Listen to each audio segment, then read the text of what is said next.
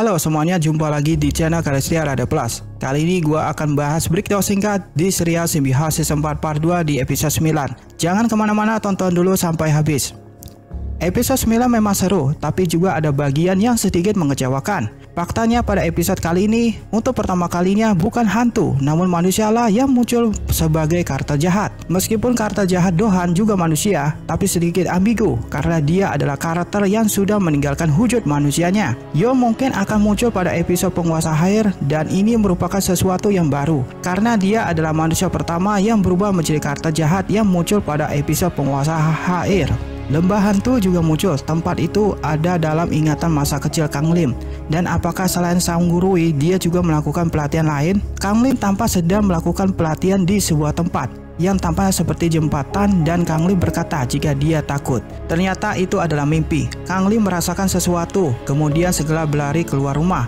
Tapi bukankah Kang Lim tinggal di gunung? Tapi jika melihat adegan, dia berlari keluar dari rumah, sepertinya latar tempatnya ada di sebuah pemukiman. Kang Lim berlari keluar dari rumah dan menemukan jejak yang ditinggalkan Guido Yom, sehingga membuat Kang Lim bertanya-tanya, jika ini adalah episode menakutkan, mana mungkin itu ada jejak weapon yang pergi setelah menyerang manusia atau tertangkap basah oleh seseorang. Namun karena episode kali ini bukanlah menakutkan, jadi alurnya mungkin berbeda. Sepertinya Yunho kembali dari pergi bermain di laut. Yunho pun menceritakan pengalaman pergi ke laut kepada Duri dan Simbi.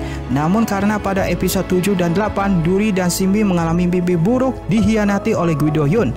Mereka berdua tidak suka jika Yunho bercerita tentang laut. Adegan ini sangat lucu. Duri bertanya kepada Yunho apakah dia tidak membawakan oleh-oleh untuk mereka, dan kemudian Simbi melemparkan rumput laut. Hari menceritakan kejadian yang terjadi di laut kepada Kang Lim. Kemudian muncul adegan kilas balik. Ingatan ketiga Kang Lim hampir saja kembali, namun itu tidak terjadi. Guido Yom melihat semua kejadian itu. Yom berkata dia akan menguji kemampuan Kang Lim. Kemudian muncul adegan kebakaran hutan. Para pemadam kebakaran sudah berusaha sekuat tenaga untuk memadamkan api.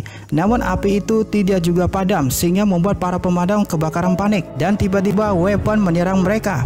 Yunho menunjukkan berita itu kepada Hari dan teman-temannya. Mereka merasa ada yang aneh, sehingga mereka pun bergegas pergi ke tempat kejadian. Setibanya di sana, mereka menyelamatkan seorang pemadam kebakaran yang terluka. Dan mendengar cerita darinya, di sisi lain Kang Lim bertemu dengan Guido Kang. Kang beradu mulut dengan Kang Lim, sedangkan Hari dan teman-temannya harus menghadapi weapon, hantu yang dipanggil oleh Yom. Weapon meraung membuat Hari dan teman-temannya tercengang. Kemudian Hari bermaksud untuk memanggil hantu dengan bola makhluknya, tetapi Yom menggunakan senjata jimatnya untuk mengikat Hari dan teman-temannya. Pemadam kebakaran yang tadi ditemukan Hari dan teman-temannya muncul.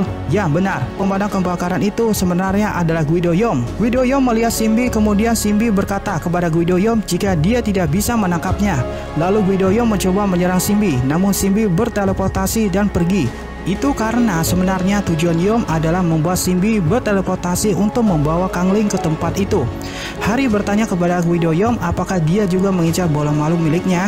Tapi Guido Yom menjawab jika yang dia incar adalah Choi Kang Lim. Dan benar saja, Kang Lim muncul dengan berteleportasi. Kang Lim muncul seketika itu juga dia langsung menyerang Guido Yom. Dan Guido Yom berkata bahwa Kang Lim ternyata tidak sabaran. Guido Yom mengontrol weapon untuk menyerang Hari dan teman-temannya. Guido Yom dan Kang Lim saling menyerang satu sama lain, dan kemudian Kang Lim yang bermaksud mengakhiri serangan Yom menyerangnya dengan naga air. Tetapi Kang Lim kalah, namun tiba-tiba Simbi muncul menyerang. Guido Yom langsung menyingkirkan Simbi dan berkata, nanti saja urusanmu denganku. Mungkin yang dia maksud adalah Yom hendak mengambil kekuatan goblin, bukan? Ternyata memang benar jika bola makhluk itu diambil paksa dari para goblin. Goblin memperingatkan Gon jika suatu hari nanti dia akan bisa dikalahkan oleh bola makhluk karena perilakunya itu. Guido Gon berkata kepada para goblin jika yang dilakukannya memiliki tujuan besar yang baik. Tunggu sebentar, jika seperti ini mengapa pada episode Dohan dia menempatkan bola makhluk? Oh ya, karena ada adegan romansa, jadi hal sederhana seperti itu pun tidak dibahas. Menurut saya nantinya bola makhluk normal juga akan berubah menjadi bola makhluk yang kita ketahui saat ini. Ada seseorang berkata, jika menyenangkan saat ada yang menatapmu, dan seketika itu juga ikatan pandangan Hari berserta teman-temannya terlepas. Saat itu tepat saat Guido Yom akan menyingkirkan Kang Lim. Ingatan ketiga Kang Lim kembali setelah dia mendengar perkataan Hari. Kemudian dia kembali menyerang Guido Yom. Kang Lim dengan kekuatannya sudah kembali penuh dengan mudah mendominasi Guido Yom. Sekarang ini baru 3 ingatannya yang pulih, tapi dia sudah sekuat itu. Jika sisa 2 ingatan juga kembali, maka mungkin Kang Lim bisa lebih kuat dari Guidogon. Memang dari awal Kang Lim adalah yang terkuat, jadi tidak heran jika akhirnya nanti akan seperti itu. Yom menjadi sangat marah kepada Kang Lim dan bermaksud untuk memanggil hantu. Tapi menurut saya, adegan ini terlalu pendek, padahal itu pertama kalinya dia memanggil hantu. Latar belakang musik saat memanggil cube api sangat bagus dan sayang sekali adegan bagian ini pendek. Dengan kata lain, ini adalah kali pertama dan terakhir Guido Yom memanggil hantu weapon, dan menurut saya adegan ini terlalu pendek. Ini kenapa lagi ya? Saya kira latar belakang musik hantu gabungan cube angin adalah latar belakang musik duri, tapi ternyata yang terdengar justru tema musik cube petir milik Hari.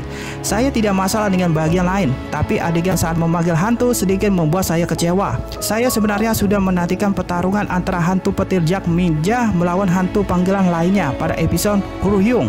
Tapi saya sedih karena melewatkannya. Jadi setidaknya saya harus menonton pertarungan kali ini. Bukankah ini pertama kalinya terjadi pertarungan antara sesama hantu yang dipanggil menggunakan bola makhluk? Setelah Yom memanggil weapon, tangannya tampak berubah menjadi sedikit aneh.